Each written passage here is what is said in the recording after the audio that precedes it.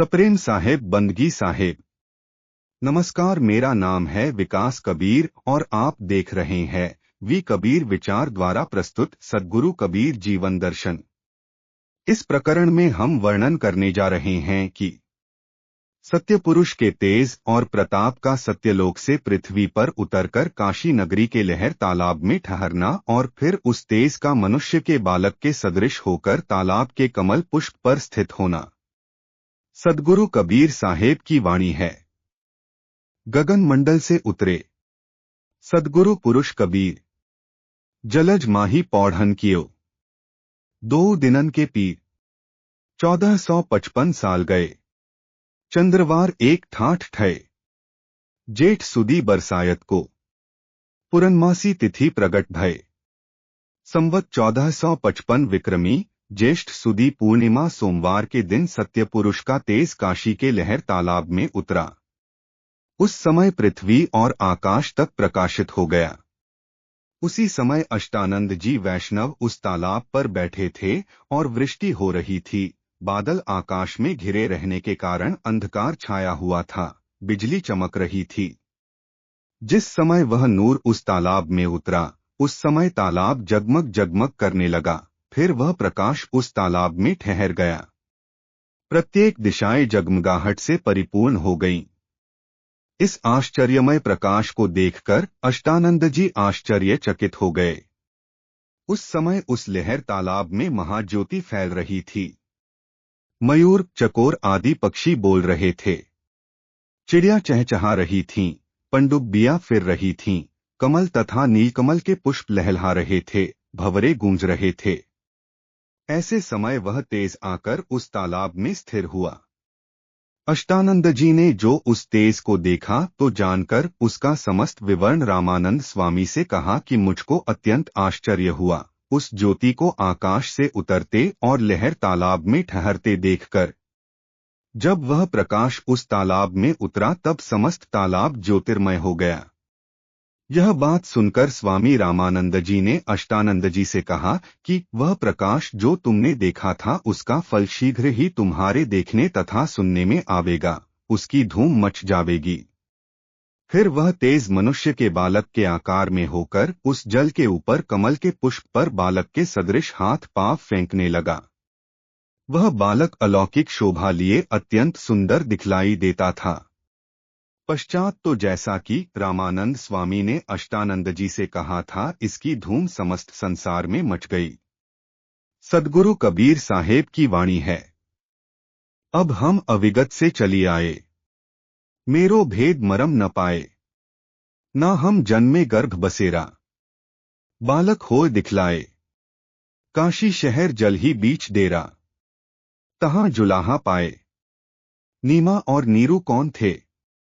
श्वपच सुदर्शन के जो माता पिता थे, वे दोनों डोम का शरीर छोड़कर ब्राह्मण ब्राह्मणी हुए थे और चंदवारे नगर में रहते थे।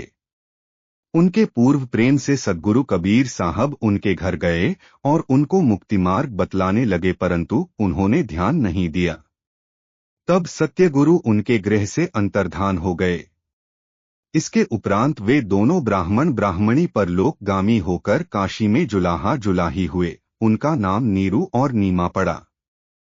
सुदर्शन जी के माता पिता जो तीसरे जन्म में जोलाहा जोलाही हुए थे, इसको मुक्ति प्रदान करने के निमित्त जैसे पहले कई बार उनके घर गए थे, उसी प्रकार इस बार भी उनको चेताने के लिए उनके घर जाने का विचार किया।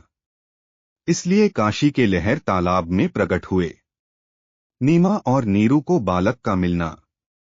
नीरू नाम जुलाहा गमन लिए घर जाए, तासु नारी बड़ भागिनी जल में बालक पाए। इसका विवरण इस प्रकार है कि नीरू जोलाहा काशी नगरी में रहता था। एक दिवस वह अपना मुकलावा गवना लेने को गया और अपनी स्त्री सहित चला आया। दैवात वह लहर तालाब के समीप से होकर निकला। उसकी स्त्री नीमा प्यासी थी और जल पीने के निमित्त उस तालाब पर गई। जल पी लेने के बाद दृष्टि उठाकर उस तालाब को देखने लगी। देखा तो एक बड़ा ही सुंदर बालक कमल के फूल पर हाथ पांव फेंक रहा है। उस बालक को देखकर वह जोलाही तालाब के भीतर घुस गई और उस बच्चे को अपनी गोद में उठा लिया। तालाब से बाहर निकलकर नीरू के पास गई। नीरू देख रिसावई, बालक दे तू डाय। सब कुटुंब हंसी करे, हंसी मारे परिवार। तब जोलाहा ने पूछा कि यह किसका लड़का ले आई हो?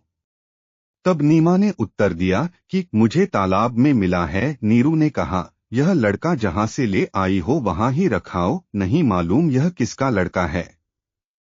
तब उस नीमा ने उत्तर दिया कि ऐसा सुंदर बालक तो मैं कदापि नहीं फेंकूंगी।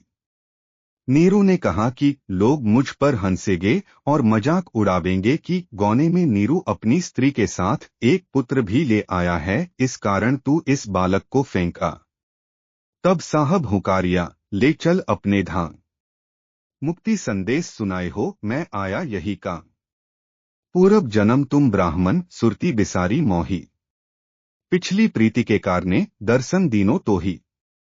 इस बात को जब नीमा ने नहीं माना, तब वह जोलाहा अपनी स्त्री को मारने पीटने पर तत्पर हुआ और झिड़कियां देने लगा। तब नीमा खड़ी खड़ी अपने चित्त में चिंता करने लगी। इतने में वह बालक अर्थात सद्गुरु कबीर साहब स्वयं बोल उठे कि हे नीमा, मैं तुम्हारे पूर्व जन्म के प्रेम के कारण तुम्हारे घर आया हूं। तुम मुझको मत फेंको और अपने घर ले चलो। यदि तुम मुझको अपना गुरु मानकर मेरा कहना मानोगे तो मैं तुम्हें आवागमन के झंझट से छुड़ाकर मुक्त कर दूंगा और तुम्हारा समस्त दुख संताप हर लूंगा। तुमको वह शब्द बतलाऊंगा कि जिससे तुम कभी काल के फंदे में नहीं पड़ोगे।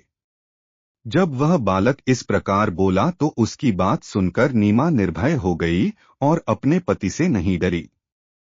तब नीरू भी फिर कुछ नहीं बोला। कर गही बेगी उठाइया, लीन हो कंठ लगाए। नारी पुरुष दो हर्षिया, रंक महाधन पाए। वे दोनों प्रसन्नतापूर्वक उस बालक अर्थात सद्गुरु कबीर साहेब को लेकर अपने घर चले गए। सद्गुरु कबीर जीवन दर्शन के इस एपिसोड में इतना ही। इसके अतिरिक्त यदि आप इस विषय में अपनी कोई बात, राय या सुझाव हमसे साझा करना चाहते हैं तो कमेंट बॉक्स में अवश्य कीजिएगा। इन्हीं शब्दों के साथ बहुत बहुत धन्यवाद।